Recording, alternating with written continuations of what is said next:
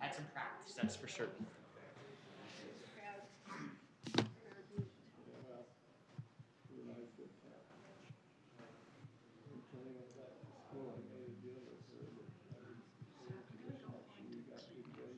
Oh, yes. Here.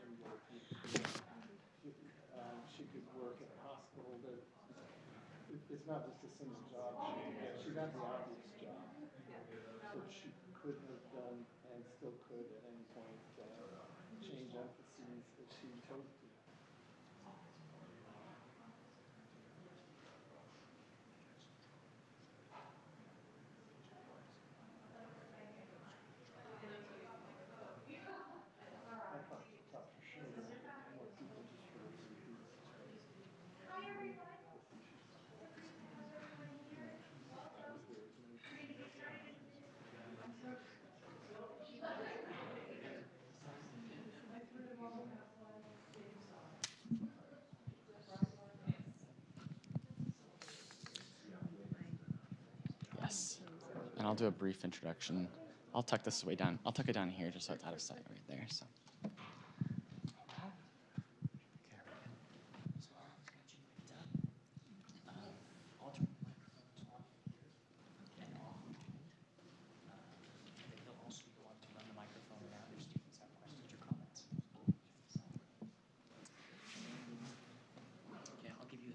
Okay, thank you.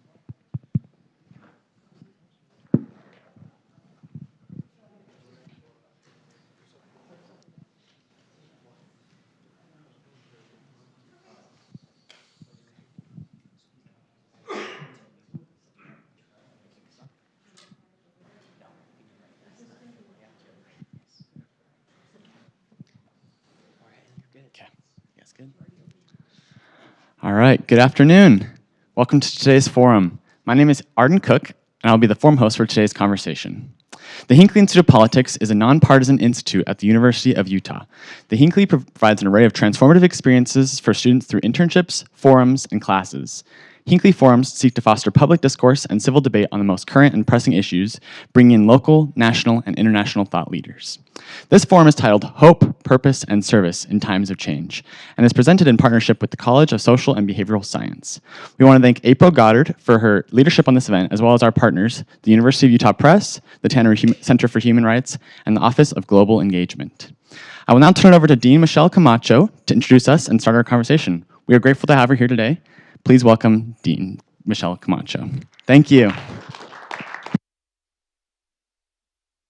Hi, everyone. Thank you so much for being here, and thank you so much, Jody, for sharing your time with us. It seems like it's been a tumultuous couple of weeks as everybody has settled into the news, and I think that this is a perfect time to welcome you and to hear your inspirational remarks and a little bit about your trajectory.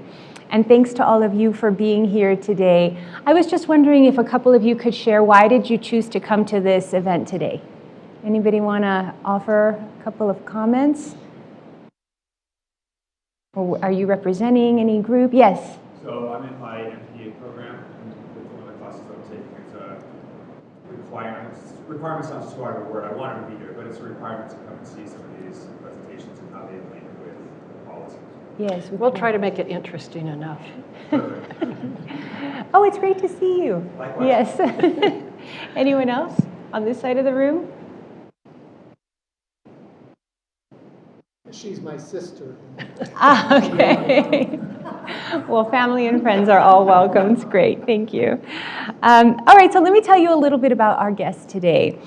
In 1965, on the cusp of graduating from the U with her sociology degree, Jody Olson attended a life-changing lecture by a returned Peace Corps volunteer. Her plans to graduate and then probably get settled down took a 180-degree turn. Jody and her then partner left so inspired that they decided to join the Peace Corps.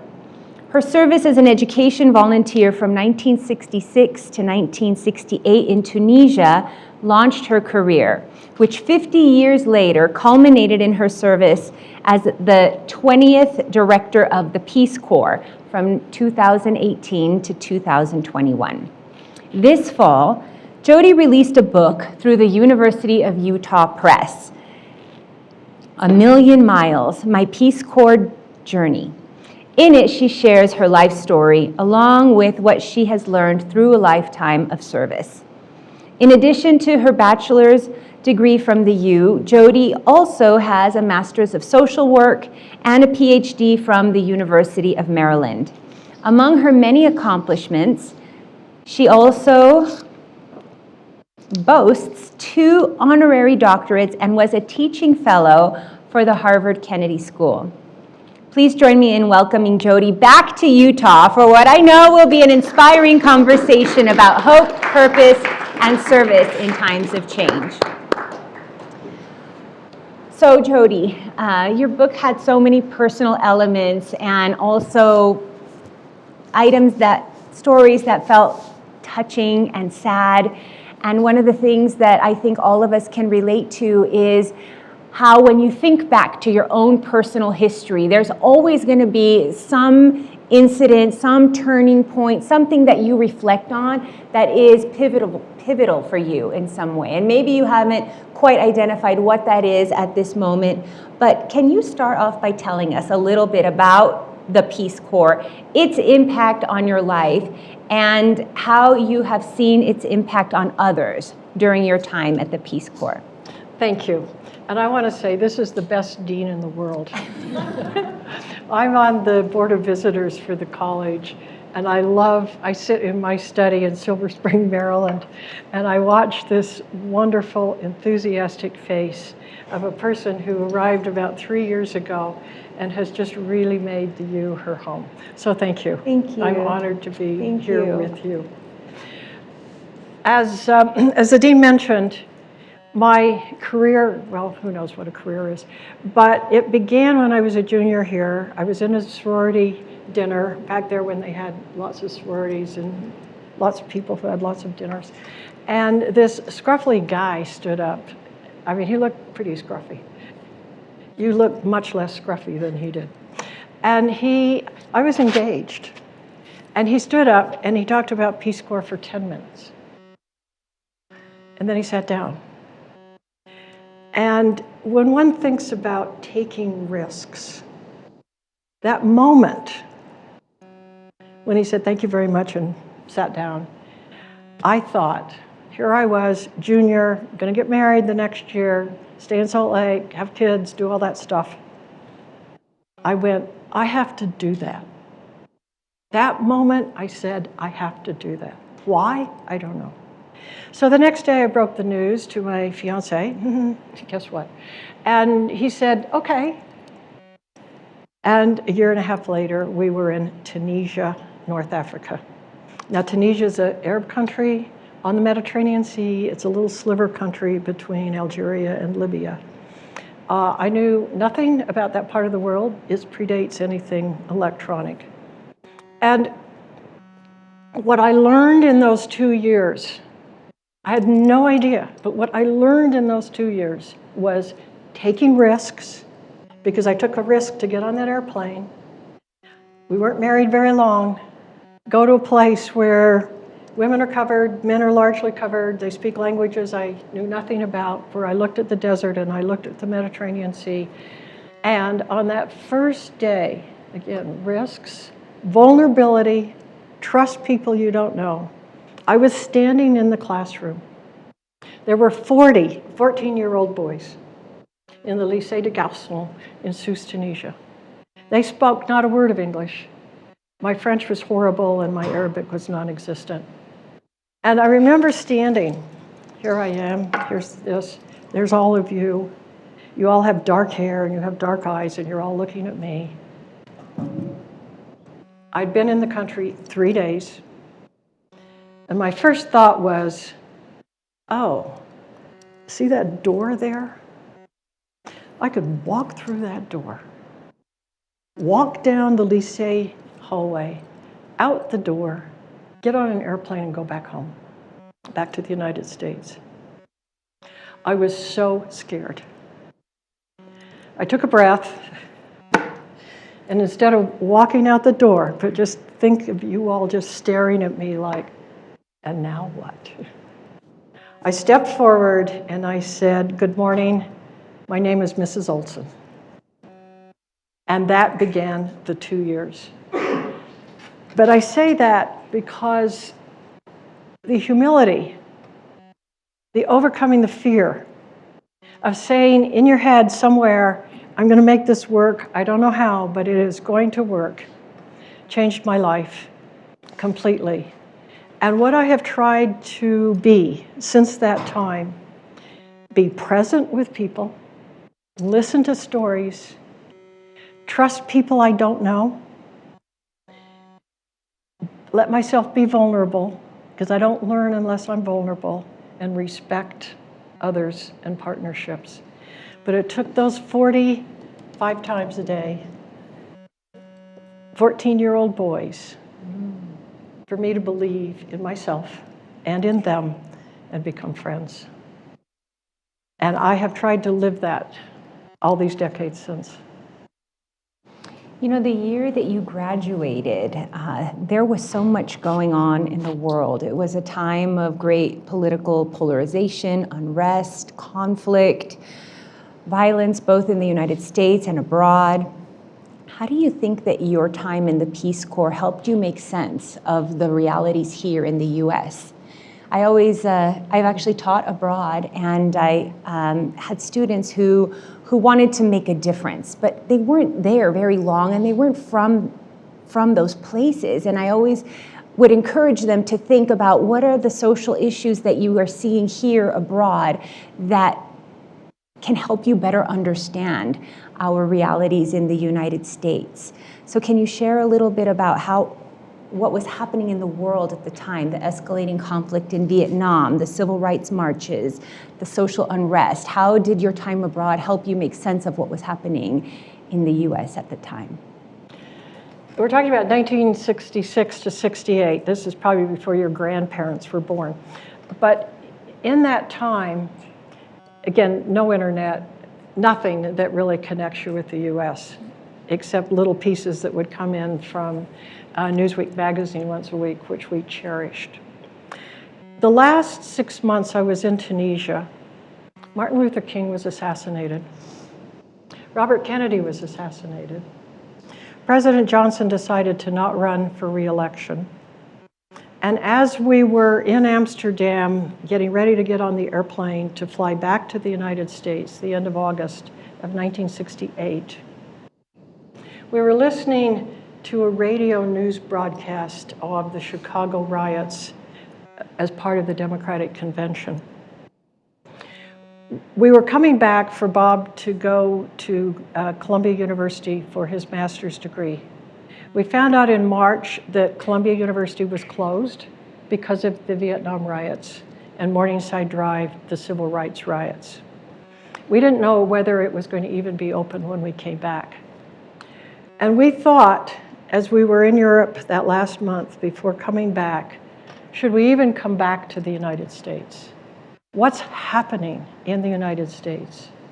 French people came up to us in France and started yelling at Bob and me about the Vietnam War. How terrible that America would do this. This was all the stuff that was coming at us, having been out of the country and saying, I guess we're going back. And we had that moment of conversation about, should we just stay in Europe? What are we going back to? What's the trauma? that we're coming back to in the United States. And I remember saying to Bob, I'm an American. English is my first language. I'm proud of it. I'm proud of all that the country has given me before we went in the Peace Corps. The least I can do is be my best in the United States. And we came back. One of the interesting elements of that was, in part because of the Vietnam War, a lot of people did not like Peace Corps, did not like Peace Corps volunteers, because they were saying we were leaving the US. We weren't here, we weren't true Americans, because we left. And that was such a strange conversation for me, because I was saying to them when I came back, I am more American than I ever was, because being in another society, I loved Tunisia. It was under a dictator, benevolent, but a dictator. I had my mail stopped from time to time, and it's, what? They can stop my mail? It's my mail. These elements said to me, I've got to make where I am in this country the best I can be. But it brought this country home to me, being there.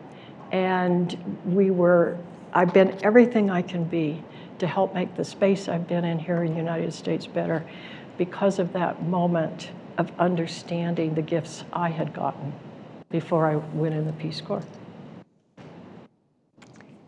Oh, and Columbia University opened just in time for Bob to go to graduate school. Well, I wasn't sure if you wanted to talk about this today, but I thought that the story in your book about the dangerous expedition in the desert was something that maybe you could share with the group, because it was quite harrowing. And yes, it was quite harrowing. Yes, very briefly, I will describe this harrowing experience. I said I learned to take risks. Well, sometimes the risks that you take when you're young are a little more than you should do. And I was a perfect Peace Corps volunteer, except when I broke all the rules. But one of them was we rented a car, and we decided to go down to the edge of the desert. Now, at that time, none of us knew, but if any of you have seen the first Star Wars movie, done in 1974, I think it is. 77, well, you know, in the 70s. That's where we were. But that was before Star Wars was Star Wars, because this was 1968. Tatooine, got it, yes. We were down in Tatooine. But there were 5 of us, and us two, another Peace Corps volunteer, and then my sister, who I was meeting for the first time, because that's a whole nother personal story. And so I got to meet my sister from the mother that left in Tunisia. And I thought, oh, what fun. I'm meeting my sister. She's now 16. I was 23, 24. We'll go down into the desert, and she brought her French friend, because she was living in France. And the road disappeared. I mean, we're in the desert, and we've been looking at sand dunes. And think of Star Wars now. And think of all those rocks and all those stuff. And we high-centered the car. It was night. We had no idea where we were. Nowhere. Here's the desert. And I remember it was dark, and it was silent. The car wouldn't move. There were 5 of us in our early 20s. A sister I had just met. Am I going to kill the sister I just met with me? I mean, we had no idea what was going to happen. And I remember thinking, let me think south. Let me look into the blackness of the Sahara Desert and wonder what's on the other side. Well, it turned out that what was on the other side was Togo, West Africa, where I spent 2 years, 10 years later. But here we were. And the next morning, because there's nothing to do, and so the next morning, 3 of the 5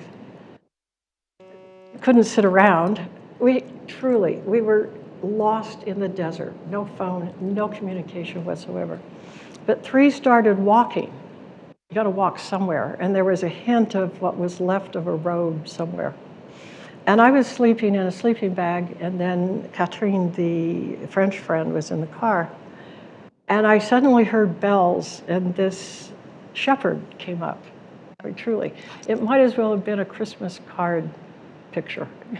Here's a shepherd with a staff, and there the sheep. He had all the robes. And he looked at me in the sleeping bag, in the cactus in the desert. And in his colloquial Arabic said something, and I was trying to resurrect enough colloquial Arabic to have a conversation. Bizarre that this shepherd would find me.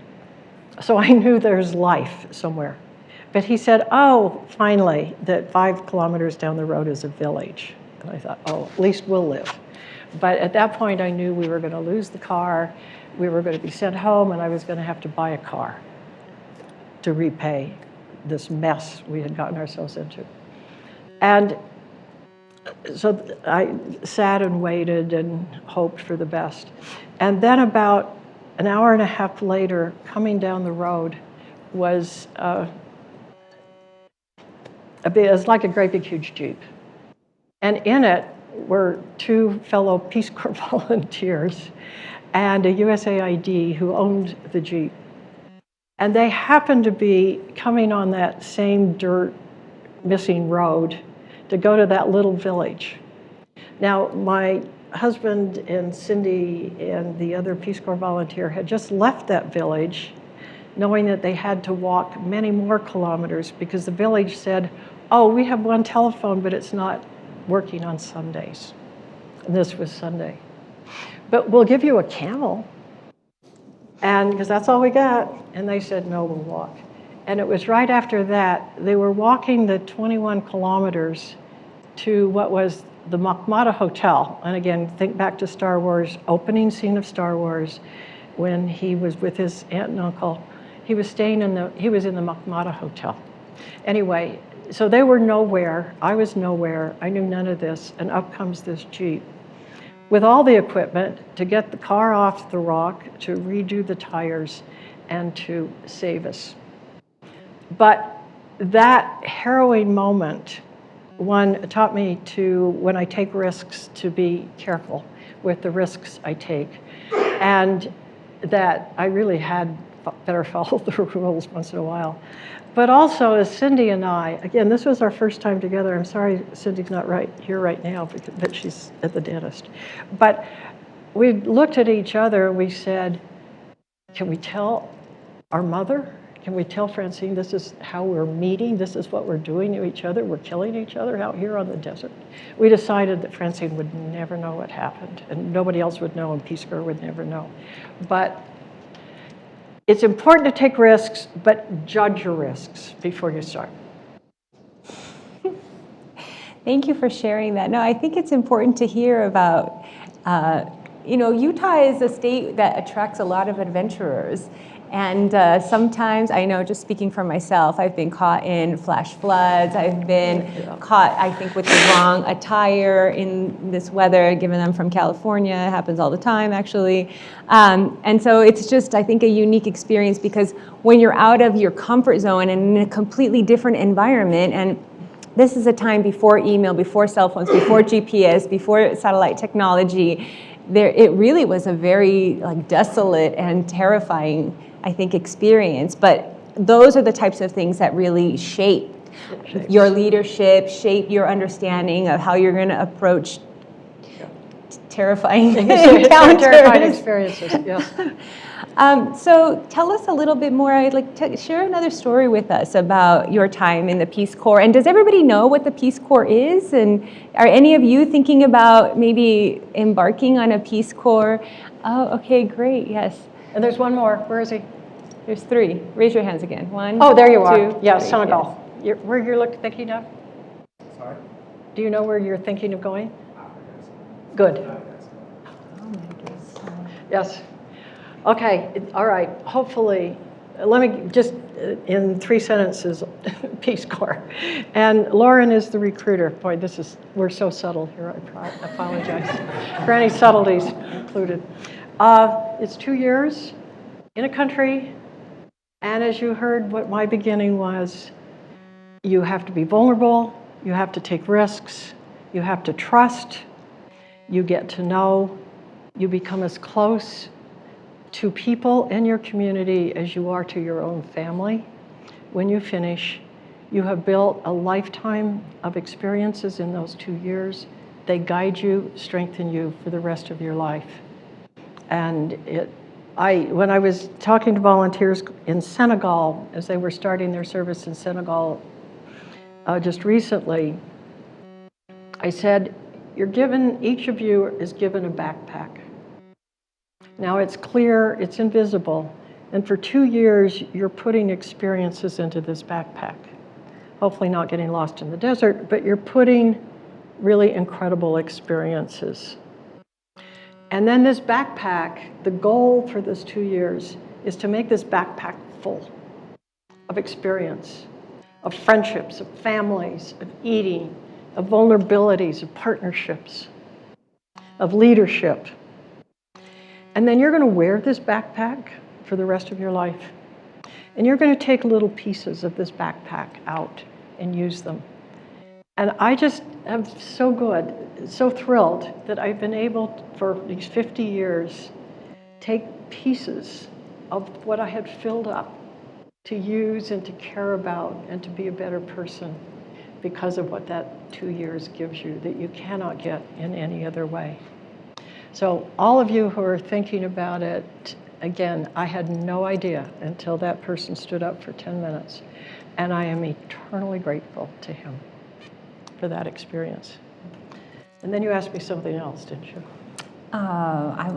You were saying, well, let's talk about, I think, actually many Utahns have international experiences in the form of mission or study abroad. And so can you reflect a little bit about what that international experience offers? And also, thinking for those of you who have not been abroad or who are planning on going abroad, my advice is always listen and learn. Listen and learn. There's so much that you can learn in those different contexts.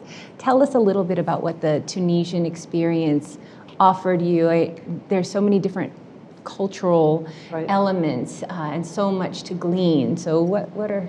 Just 2 or 3 examples of the little pieces of my backpack that I take. See, I knew I was going to tell you Senegal. I was going to get Senegal in. He's going to Senegal.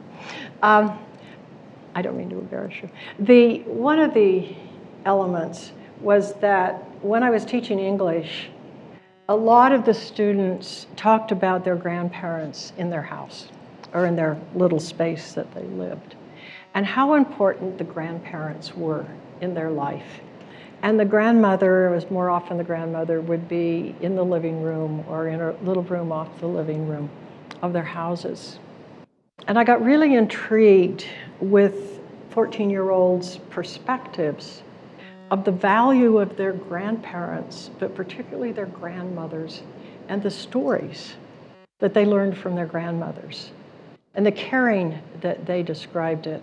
So when I came back, I actually went into gerontology, and my PhD is in gerontology, because I wanted to bring part of that culture that I heard among those families and when those kids about their grandparents, and to help bring a better intergenerational perspective here in the United States, of ways that we can bring our grandparents into our lives.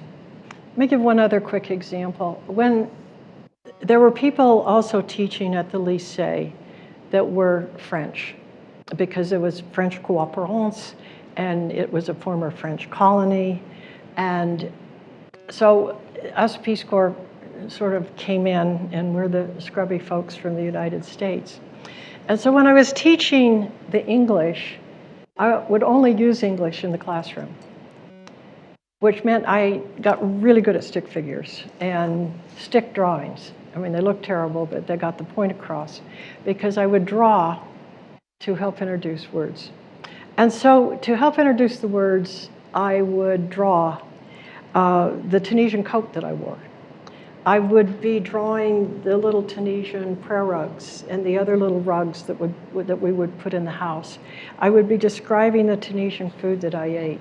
And I even, when I was introducing animals, going to the market, and I drew pictures of donkeys and all of that.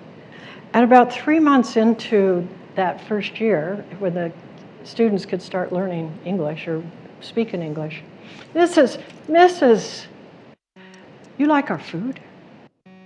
Or Mrs., you like our rug?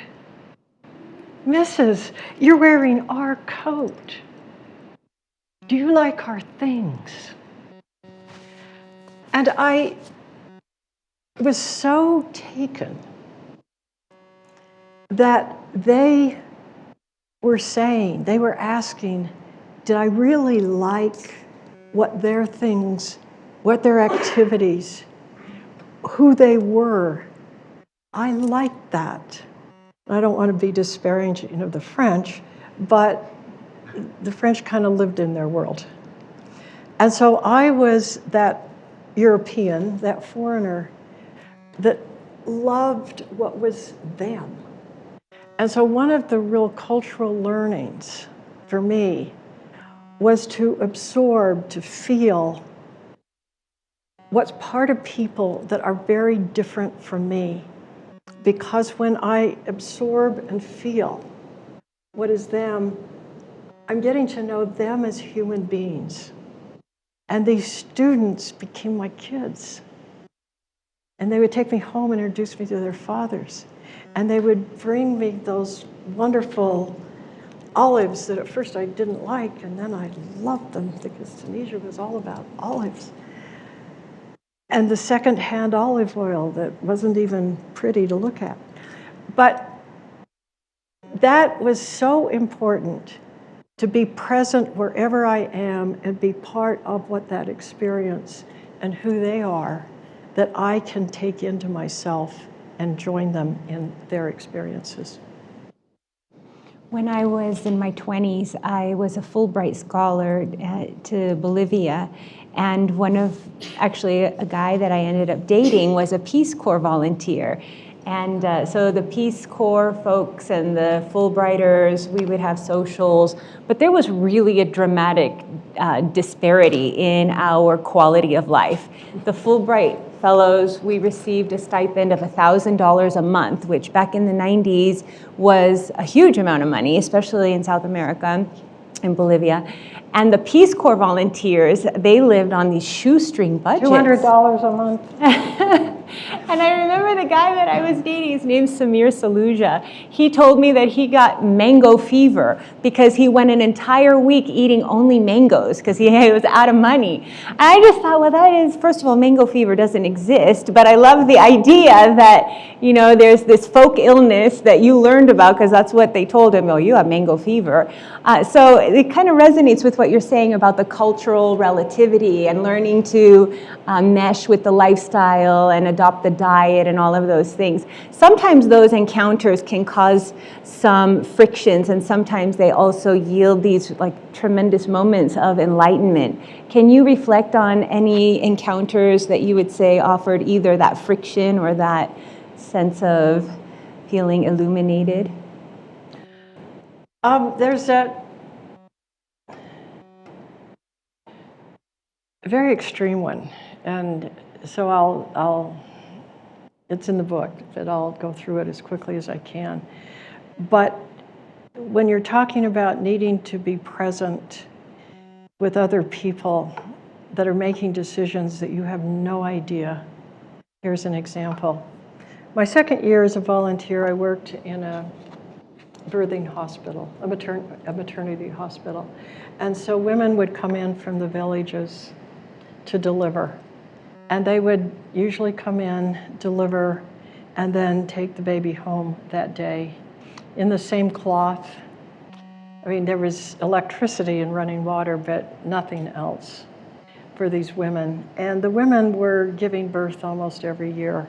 And my responsibility was to help introduce the idea of family planning, that you can choose when you have children and organize your life around it. And talk about clueless about what this conversation was because of cultural differences. And I would say, I'm married, and I've been married 3 years now, and I don't have any children. And they would go, oh, Mrs., this is all in Arabic. We'll have the fetisher or the witch doctor or the whatever come and help your husband. And I would go, no, you're not understanding what this is about. It's because we're choosing. No, it's too bad you need to have kids right now. And you could tell we were not connecting. But the particular moment was I went in, and here was a woman. She looked absolutely exhausted. No resources, nothing. And she had this twin, only a few hours old, that was to her breast. And then there was another twin that was at the bottom of the bed. And so excitedly, congratulations, isn't this wonderful? I'm here for you. I want to just be present with you at this birthing moment. And I said after a minute, can I bring the twin from the bottom of the bed up and hand him to you? And she goes, no. It's the weaker one. I don't have resources for two. I can only take one home. I was stunned. Everything in my life I believed in, that I thought was right, that I knew was right. There I was, staring at the eyes of this woman who really had nothing. And she was only going to take one of those two children home. And who am I? What do I say? What is this about? I couldn't judge. I mean, it was such a, you know what you should do, but there you are. You can't judge. I knew nothing compared with her life that was sort of on the edge of starvation. And I could just look at her and give her a hug and then leave the room. But when we think about the profoundness of differences, and I on a meager Peace Corps amount of money, complaining about what I didn't have. And I still see the face of that woman at that moment and think, who am I to judge anybody about anything? I don't know their story. And I have carried it for all these years and tried to be the best in listening, because I never could have understood the horror of that decision that she had to make.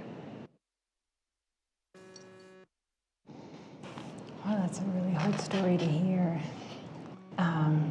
Do you know what happened to the baby? No, I don't know. I have a couple more questions, but I want to make sure that there's time for the audience to ask their questions as well. So why don't we take a couple of questions from the audience, and then we can come back. I have... Okay, please raise your hand and I'll bring the microphone over to you. Oh, thank you.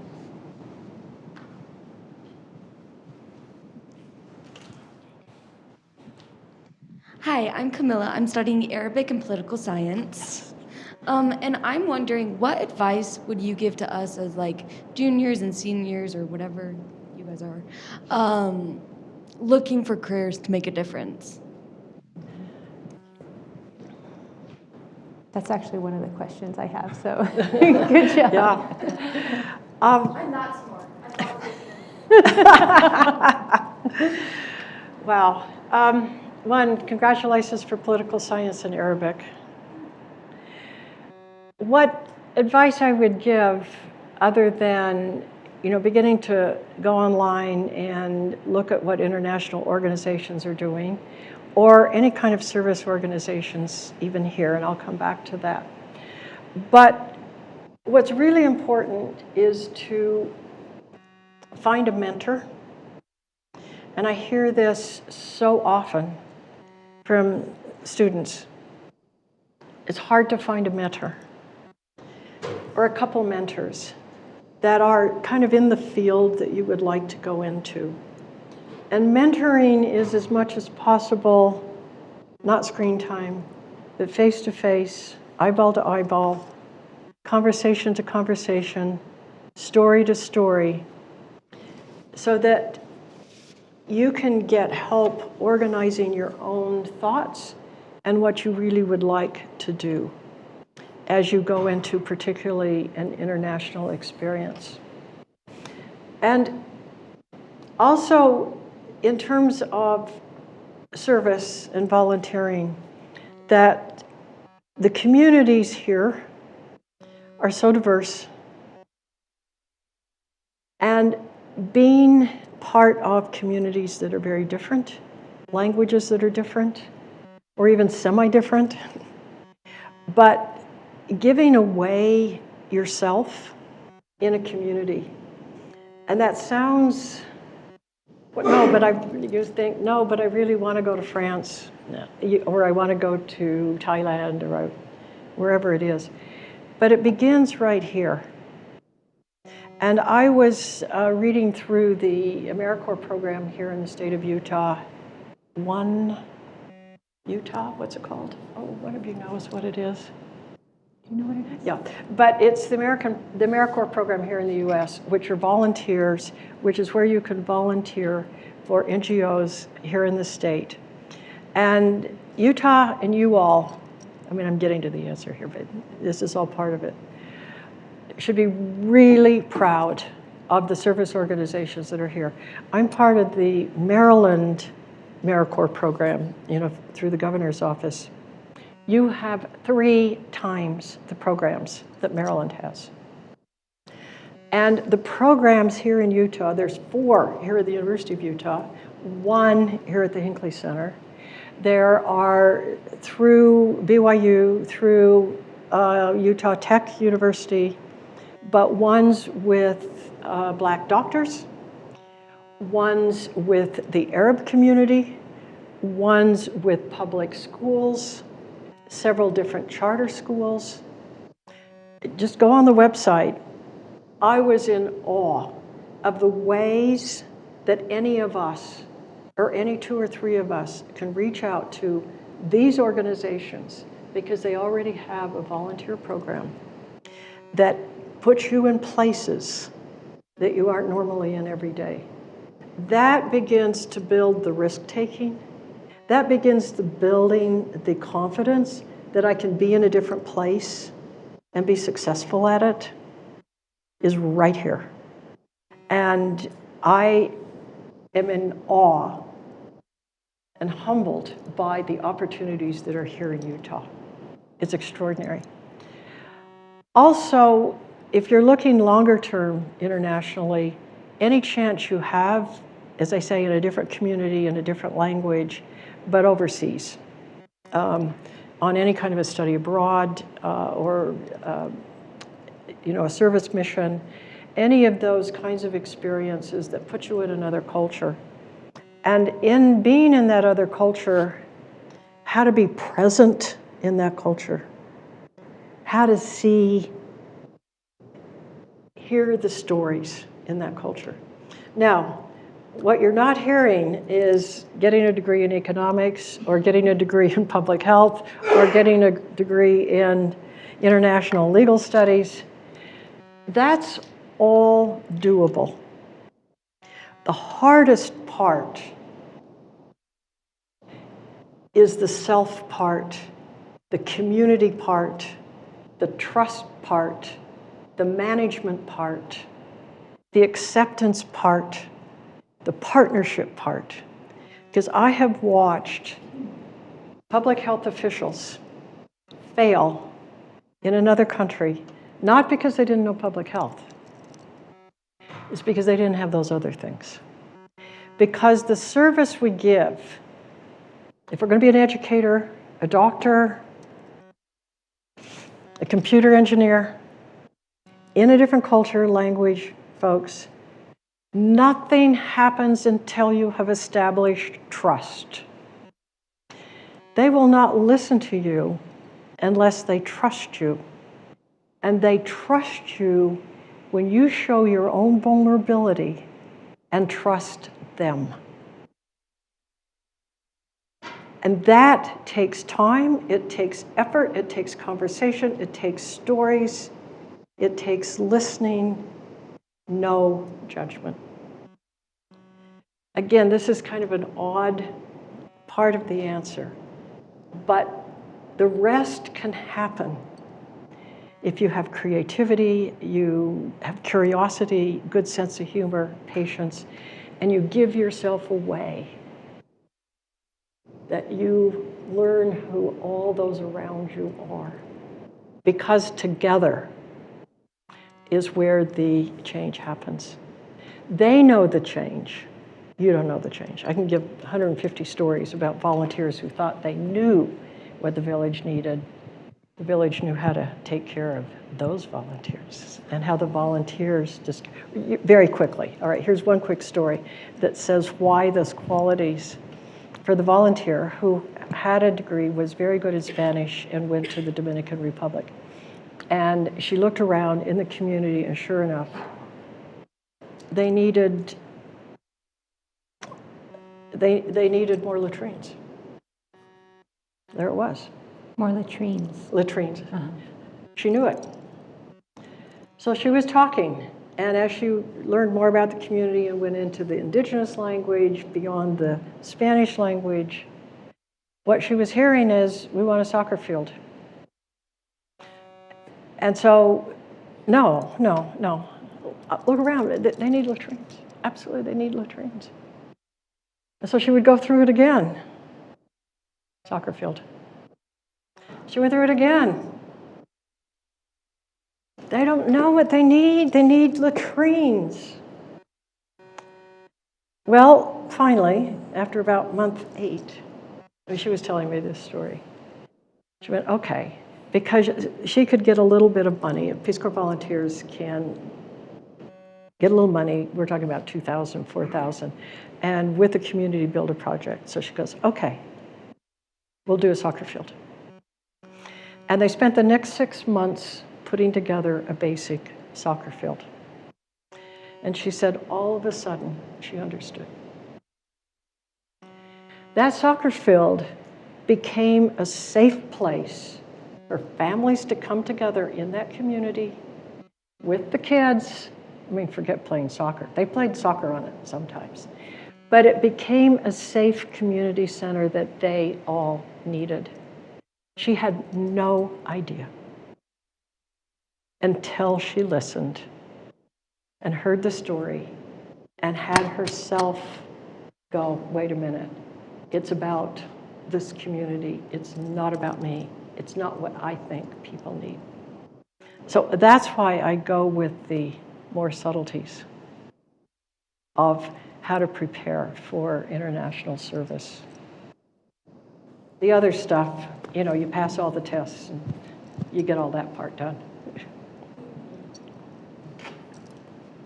How many of you have packed up a suitcase and moved to another country to live, not just as a tourist, but for an extended, let's see the show of hands. Good. So for those of you who have done that, what's resonating about the presentation and the stories?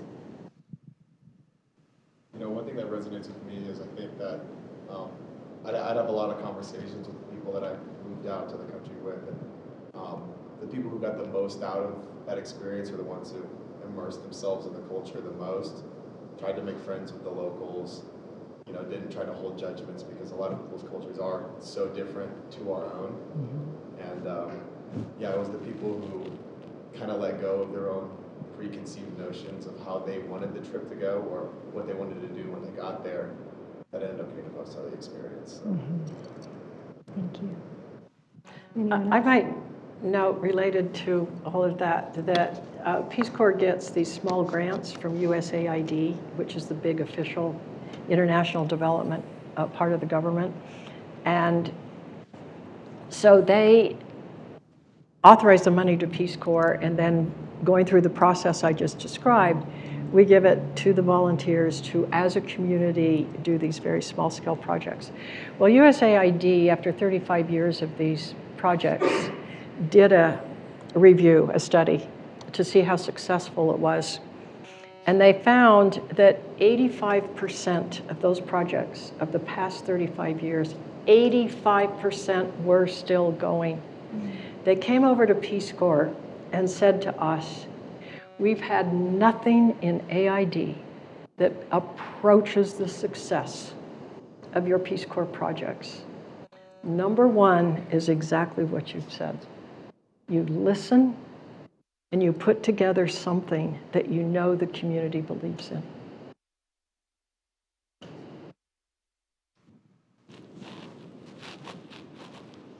I just have a quick question about volunteering and then like the composition of the volunteers. So I was reading somewhere, sorry, my name is Brady, by the way. But I was reading somewhere that America puts out the most international volunteers all over the planet, right? So I guess, and then you talk about your experience working alongside the French and your volunteer experiences with the Peace Corps. I'm wondering, is there something that you've noticed about American volunteers versus other volunteers, and kind of like how our culture may kind of be conducive with, you know, listening to other cultures as well, like being that America's so diverse, you know, that Right. possibly you may kind of have like a slight advantage going to these places just by, you know, Yeah. definition of your background. Yeah, there's a few other countries that have programs that are in the same range as Peace Corps, not quite the same. The British do, the French, the Germans, the Norwegians, the Australians, the New Zealanders, Japan. And what we found, I mean, and this is just my own observations, and I gave myself away at the beginning, I have a strong bias. But I found that it's the American volunteers that tend to go further into the community, further with the local languages. And I know that a Japan volunteer and a Peace Corps volunteer were together in Ghana, and I was talking to the Peace Corps volunteer, and the Japanese volunteer, JICA, was really good, but there wasn't quite that way of letting yourself in. And Americans as volunteers in other places seem to have a better or a more unique way of letting themselves in. And I might note, in my travels, both as well as Chief of Staff, Deputy Director, and Director, I met a lot of heads of state. The number one question from the heads of state were, how do we teach our young people to volunteer the way you volunteer? We want you here because we want you to teach us why do our young people not want to do this? Why do they not volunteer? Why do they not do service? The biggest gift you give us is that framing of who you are in service and caring and being. And we take it for granted. But around the world, many, many heads of state watch, and they say that's one of the best gifts that you're giving us with young people. And it helps me appreciate, thank you for the question, but it helps me appreciate of our value as young people and middle-aged people and old people is that giving out. And for us to honor that and to give out to others. We're good at it. We know it. It's what makes us strong in places and with folks that are unusual for us. And I might note that one of the real assets of the Peace Corps program is the diversity of the volunteers. I was talking to one of the staff people in Vanuatu.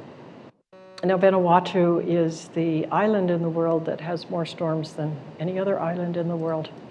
And they are in the Pacific Islands, in the Pacific Ocean.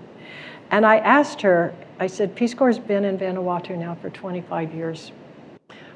If you were to say something that Peace Corps volunteers have given, or have been, or you have drawn from the fact that Peace Corps volunteers have been here, what would you say that would be?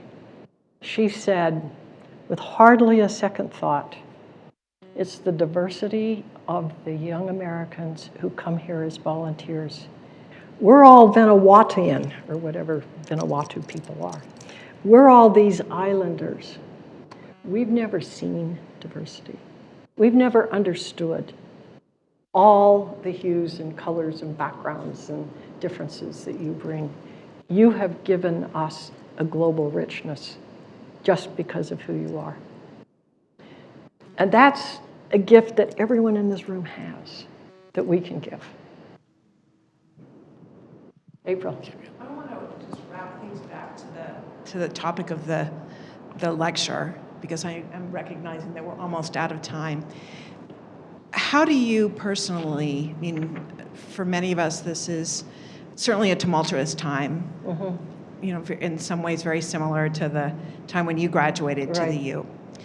How have you been able to find hope in your life and to be able to overcome some of the things that our country is struggling with right now, you know, isolation, division, despair? How have you been able to find that in your life, and how has service played a role in that? Thanks. It's a very complicated question with a very complicated answer that we will not solve quickly. What, for me, is how do I find, well, for me, it's two parts. One is, how do I listen better? I realize with the election, you know, wherever we stand with the election, that I hadn't been listening to a lot of who we are in the United States. I hadn't been listening. I hadn't been asking. I haven't been listening to stories. I haven't heard stories appreciatively and understandingly. And so I missed a lot of the story of what this nation is about and what communities are about and families are about and economics are about. I missed it. And as David Brooks and a couple of the other op-ed writers have said, humility is absolutely key. And with the humility is reaching, and this is where the second part for me is, where's the sliver of commonality between two people or two families or two communities that think and believe so entirely differently?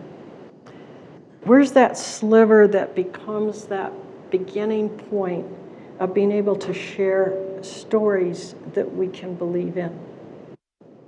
I mean, for example, I'm a grandmother.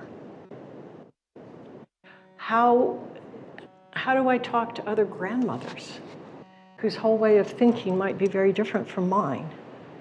What do we find in that space of grandmotherhood that we can begin to build more common themes to not divide?